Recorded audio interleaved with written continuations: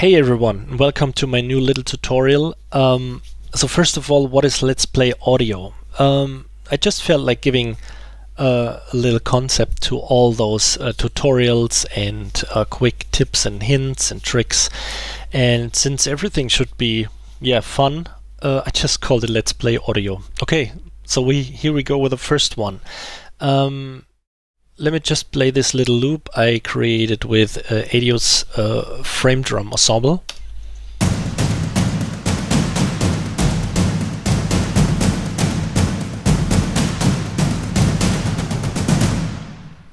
Okay, so nothing special really, just a little bit of a loop. And as you can see, there is some velocity going on, but not really. It basically is a pretty straight forward moving loop and not really a lot of dynamics going on. So there's one way to control velocity, and it's like highlighting everything or not and just move those little things. Just let me create one so you can see it better. It's like moving it up and down, so nothing really special, but there's also another option which is when you hold the shift and the control, or on Apple it's the Apple key, and you hold these two, and I don't know if you can see this, but a little speaker appears. So if you just press those two keys and press the left mouse button, you can move them up and down by also seeing the value and just moving it up and down. So it's pretty cool if you just want to move in generally something up and down, and just a cool way to work. Okay, but another option is when I highlight all these, for example, you see those little dots here. There's one, and you see the symbol that the mouse changes.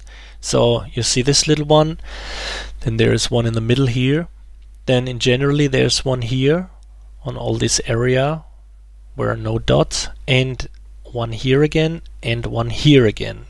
So if I just, let's use this first one. If I press the mouse button and move this up and down, you can see it adds something like a fade in. So it's not really a fade in, like, let me just do it like this, which sounds a little bit stupid.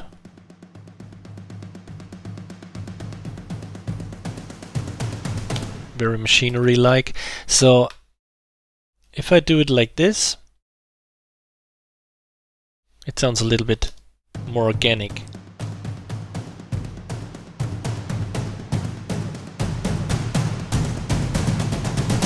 Okay, let's undo this. And okay, so that was the first one. Obviously the same goes for the other side, so you can do something like a fade out. And okay, let's move to the other options. So you see basically when I should have switched to English. So basically it says to move it vertically. And okay, so let's just compare these two. If I'm hover here, you can see that these little down and up arrows appearing at the top where are no dots. So if I move them down, you see that they keep not really relation to each other. I mean, they're just getting softer or louder, but nothing really happens in between them. This changes if I move them with this symbol. So you see that the relation changes, or basically the relation stays the same in between them. So basically it depends on what you're working on and what you want to achieve from it. So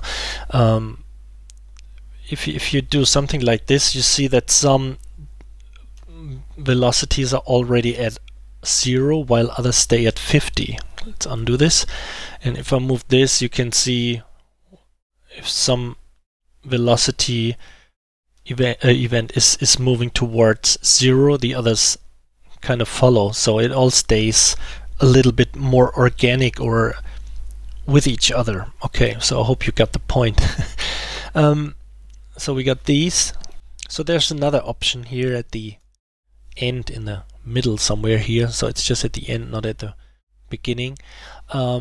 if you hold the left mouse button again and move it down, you see that it also changes again in relation to each other, but it comes to kind of 0 on 50. Yeah, that was pretty stupid, but you know what I mean. So it all gets kind of equal on around 60, 65. So basically at the half of the velocity, which is 127 at the top. So you can change dynamics and velocity, but make sure that the events, the triggered samples, are still staying at a specific level. Okay, so that's basically it. I think it's pretty cool to work with these features, especially if you go a little bit more experimental and do stuff like this. So you can really quickly add fade-ins and fade-outs, or change the dynamic completely. And move this one up again. So you can create like a little riser.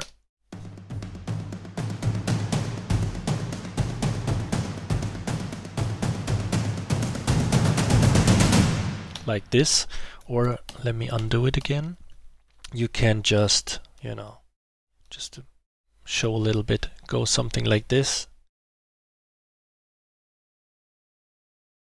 Lower the dynamics here, but bring them up again. So that's pretty cool. You can move them down and more in relation to, or more close, so that the gap between the velocities is not that much. Move it up again, and no, let's just raise these same way. So make it a little bit more louder, but move it in again. Okay, fade it in, I mean, and just fade them out at the end. So might sound a little bit funny, but let's listen to it.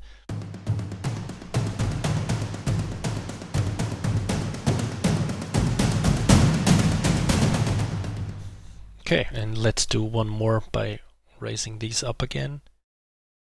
Okay, so it might be much more easy to do it like this, probably.